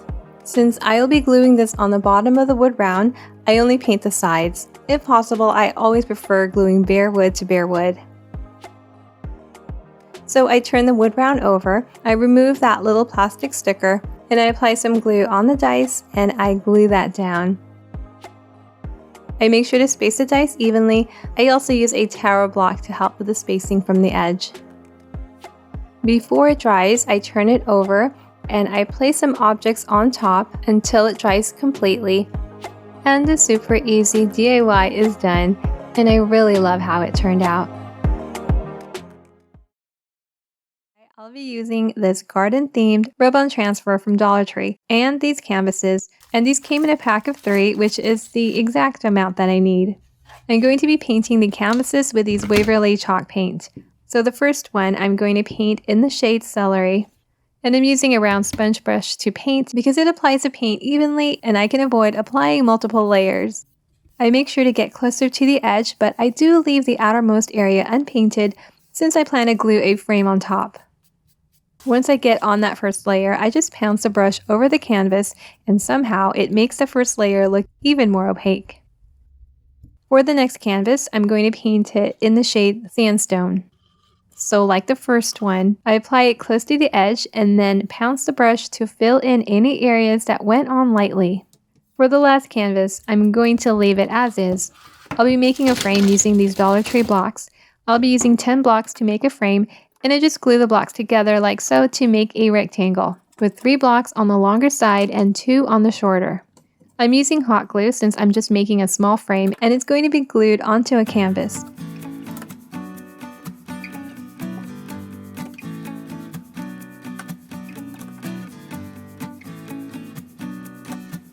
Now it's time to put it all together. I also added 3 more blocks which will hold up the frames. I'm going to stain the frame with this Deco Art Americana gel stain in the shade Walnut. But before I do that, I lightly sand the joints, and I find that doing this lightly fills in the areas where the gaps are very prominent. I'm not trying to completely cover it, it's not going to do that, but just lightly blend the joints. The sawdust gets in there and sort of very lightly fills in the gaps naturally. So just brush on the stain with a little brush all over the surface, including the inner and outer sides. And once I get that on all over, I wipe it down with a clean cloth to remove the excess stain. You can definitely paint or stain this any color you like, or even keep it natural, which I was also considering. I also make sure to stain those 3 single tumbling blocks. So as I mentioned earlier, I'm going to be using this rub-on transfer from Dollar Tree. I'll be using the gardening themed ones, which is perfect for this time of year. There's 3 of them, so I cut those out. For the sandstone canvas, I'll be applying this long one with the gardening tools. So to apply, I remove the white backing paper and I place the rub-on sheet on top of the canvas, centering it. And once it's where I want it to be, I use a little plastic scraper. This one's from Dollar Tree. You can also use a popsicle stick or a spoon, and I just go over the rub-on design several times. And then I slowly peel off the plastic paper, and if there's any areas where the transfer didn't adhere well to the canvas, I just place that plastic sheet back down and I just rub over that area until the whole transfers. For the celery green, I'll be applying the wildflower one, and I place that right in the center and I rub over the image, and you'll start to notice the image slowly separating from the plastic. And that's usually when I'll start peeling it off. And now for the third and final canvas, I'll be applying this Farm Fresh transfer with a border. So I apply that on top of the canvas, rub over the image, and gently peel off the plastic paper. I love that I left this white. Here are the 3 images. They all transferred beautifully, and I love the different colors. To glue the frame, I started off applying glue around the outer edge of the canvas. Now, I was a little concerned about applying too much glue and it seeping in the inner part of the frame. So I'm sure I went a little light with the hot glue, and unfortunately it didn't hold. I could have tried again, but I thought I would just use another type of glue. So instead of hot glue, I'll be using Titebond multi-surface glue. So just apply that around the outer edge of the canvas, and then I place a wood frame right on top, making sure the image is centered. Then on the back, I just glue a single block vertically towards the bottom end, and this will help the frame stand up. And this DIY is done, and I'm loving how all of these frames turned out. Thank you so much for watching.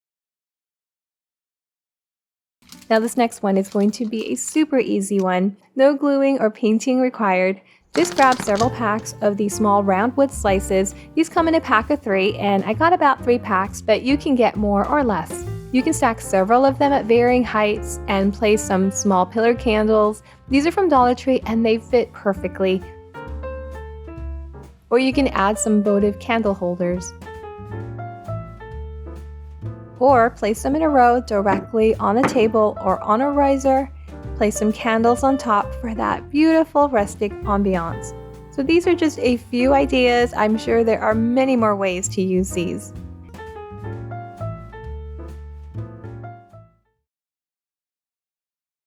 I'll be making an A-frame planter, and I'll be using 2 of these brown frames from Dollar Tree.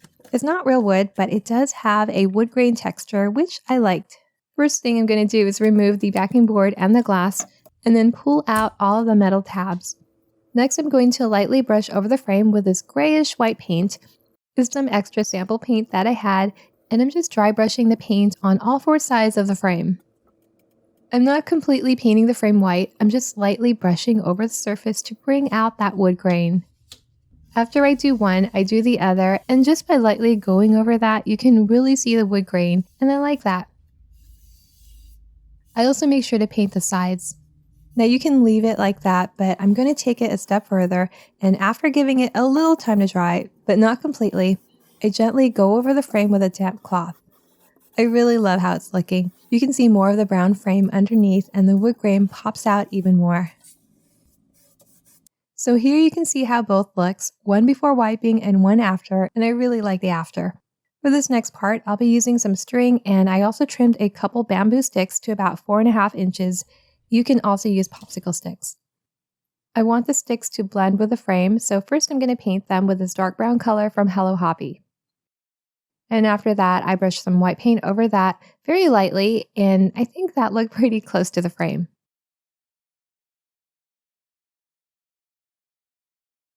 Next, I'm going to be joining the frames together with the back sides together, and I'm wrapping the top of the frame with this white string. You can use ribbon or some jute string as well, but I'm not gluing it down yet. This is just going to be a temporary hold. So once I get that on, I stand the frames up and I pull apart the bottom so that it forms an A or a triangle. And I'm going to glue the sticks on the bottom, one on each corner like so. I'm using hot glue. You can definitely use a stronger glue, but honestly, I will most likely end up repurposing this project down the line anyway. Now, I'm only using 2 sticks, but you can certainly line the base with that. I think that would have looked really nice as well. But I do like it simple, just like that. Now for the top, I added a little hot glue to keep the tops together. You can also go for a stronger glue. Just lightly prop it open and add some glue in between. I want to hang this little metal pail, and there are multiple ways to do that. You can use S-hooks or grab a Dollar Tree shower curtain hook. These come in a pack, or get some decorative ones. You can also attach them with some cord or lace. I really like how this one turned out. Very simple, but so adorable. Final DIY, I'll be using this plastic oval bowl from Dollar Tree. I'm going to prime it with some white spray paint from Rust-Oleum, which bonds nicely to plastic. So I take it out and I give it a full coat of paint. Now you can leave it as is, which was my initial plan. It's a nice, smooth white finish. But then I changed my mind and I decided to give the inside of the bowl a little contrast. I'll be painting the inside with this Waverly chalk paint in the shade Sandstone. First I thought I would just apply a little border of the sandstone along the top rim of the bowl, but I really love the neutral color, so I decided to just paint the whole inner part of the bowl that color.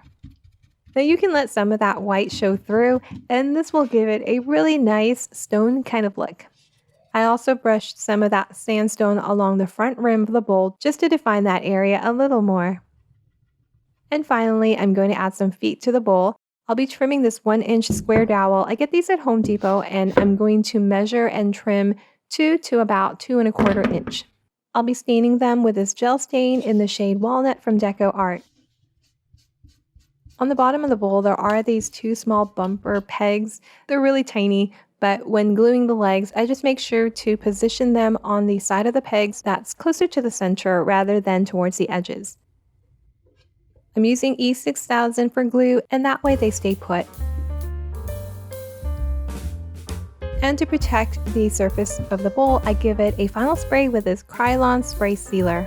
This DIY is done, and I love how it turned out. Thank you so much for watching. I wanted to add a little decorative touch to this book by covering it with one of the peel and stick wallpapers. And I really wanted to cover it with that same one from the prior DIY, the pink flowers and the bluebirds. So the next day I headed to my local Dollar Tree to pick up another one, but unfortunately they were all out, so instead I got my next favorite design. First, I lay the wallpaper face down and I place a book right on top. And then I fold the wallpaper over the book, making sure the ends are even so that the center of the wallpaper is over the spine of the book. And this is also a good way to make sure your book will be fully covered. Then I fold the excess inside the edge of the book cover. I turn the book over and I do the same thing on the other side, tucking that excess paper inside the book cover. Before I start adhering the wallpaper, I'm going to cut out the corners like so. And this will make it look neater and easier to work with. I'm also cutting 2 slits on the paper along the spine of the book. So to stick the paper on the book, I'm going to start on one end, peeling out that white backing paper and sticking it over the top cover. And I just keep pulling out that backing paper until one side is completely covered.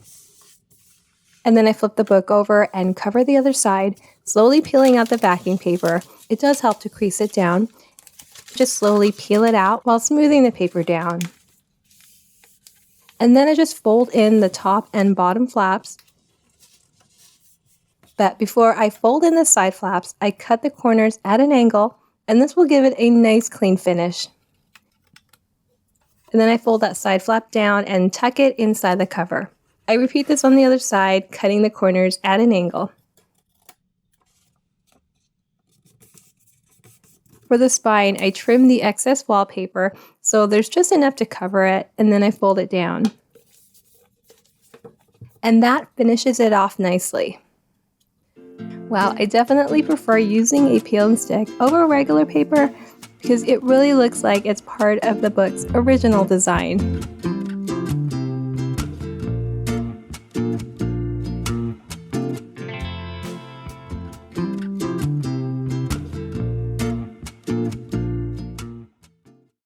For this project, I'll be using one of the baskets I previously got from the Dollar Tree Plus section. Now you can use any size basket that you have on hand, but I had this larger $3 basket that was very plain and I wanted to add some handles to it. I'll be using this faux leather cord. I really love the look and feel of these, and I got these on Amazon, and I'll have it linked below if you want to check it out. For handles, I'll be using a couple of these wooden rings from Dollar Tree, and I'm going to be attaching them on the sides of the basket. I'll be using the leather and a plastic yarn needle to attach the rings, so I'm just going to cut out a couple pieces, each about a couple feet in length. So I string the leather through the needle, and to keep it thin and easy to push through the basket, I'm not going to tie the leather in place. And then I just attach the wooden rings on the sides. So to start, I push the needle with the leather through, and I leave a few inches of the end. I don't glue that in place, but you definitely can. But instead, I'm just going to hold it in place with the end going horizontally towards the right. And then I just wrap the leather around the ring and through the basket to secure it in place.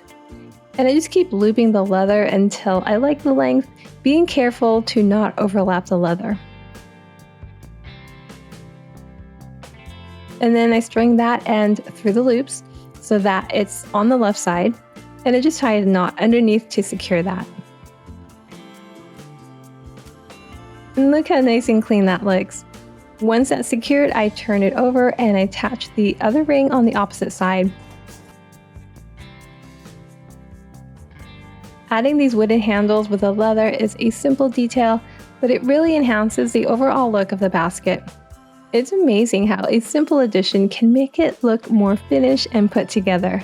And it only took a few minutes to do. And this DIY is done.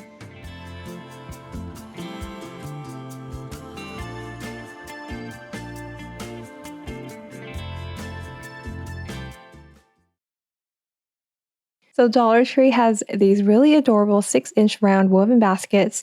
I think they're so beautiful on their own, and we're going to give them all a quick little upgrade to make them even more charming. So this first one is going to be really quick to do. Just grab a couple of these baskets. I'll be using this one with a black detail on top, and I'll be turning these into candle holders. And I'm going to be placing a couple of these battery operated pillar candles inside. So quick and simple, and it just adds a really nice, cozy, warm touch to any space.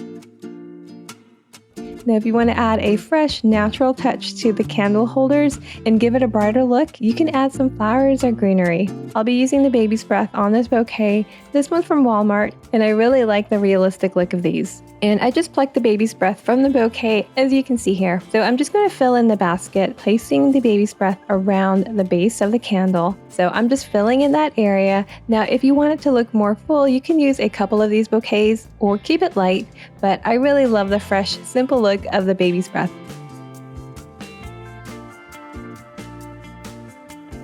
Now, if you want to make it even more full, you can add some greenery here and there to create more depth. Mixing in different types of greenery adds a variety of textures, making the arrangement look more natural and vibrant.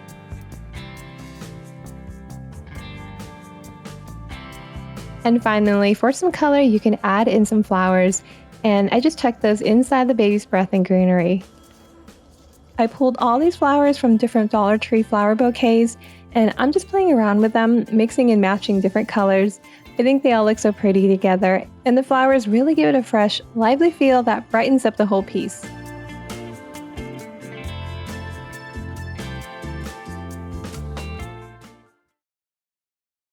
DIY, I'll be using this oval wood shape from Dollar Tree.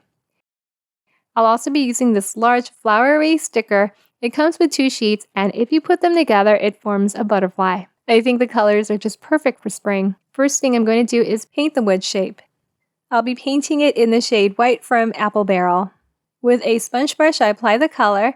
Now, another reason I'm painting it white is because the sticker does have a white border along the edge, and so this will just blend the wood and the sticker together nicely. Otherwise, you can also just trim that white out. Next, I'm going to trace a portion of the flowers that I want to place on the wood. I don't want to cover the whole wood, so I place the wood on top and I just mark the area I want to cut out. So I cut out the area that I traced, and then I peel out the sticker and place it on top of the wood.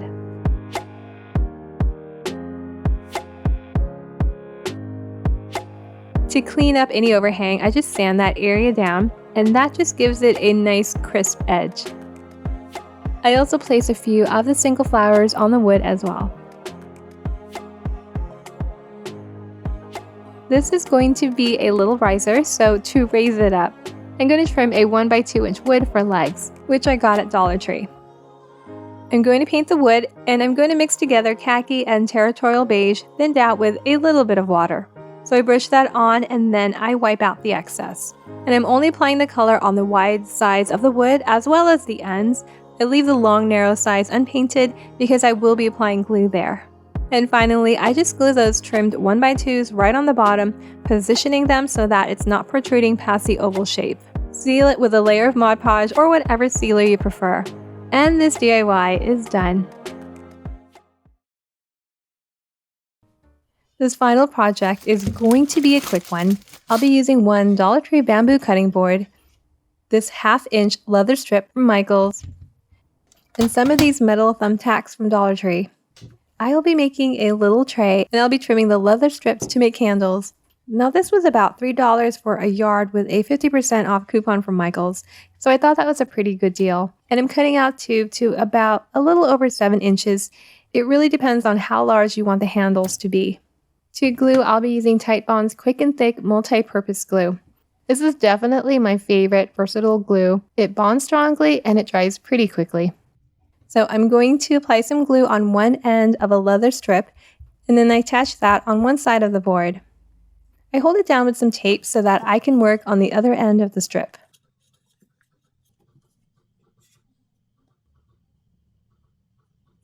So I do the same thing on the other end of the board, applying glue on the ends of a leather strip and attaching it to the side of the board. Now I do hold it for about a minute or so to give that glue a little time to bond before reaching for the tape, but you definitely want to have that tape cut and ready to go just to prevent that strip from popping out, because it did pop out on me several times. Once that's completely dry, I'll be attaching the metal tacks. So I start by poking on the leather to mark where I want to place the tack, and then I just lightly hammer it in place. I also place a little piece of tape on top of the tack to keep it from getting dented from the hammering. So I do that on all sides, and this will reinforce that leather in place even more. You can also keep the handles the way it is, or you can even flip it so that it's pointing away from the tray. Now if you prefer a thicker tray, you can double up the bamboo board before attaching the handles, just like in the previous DIY. So there you go, 5 quick and simple DIYs using Dollar Tree's bamboo cutting boards. If you like this video and want to see more projects like these, please let me know by giving it a thumbs up, and make sure to subscribe if you haven't already. Now make sure to check out this next video because I think you're really going to like it. Until next time, bye!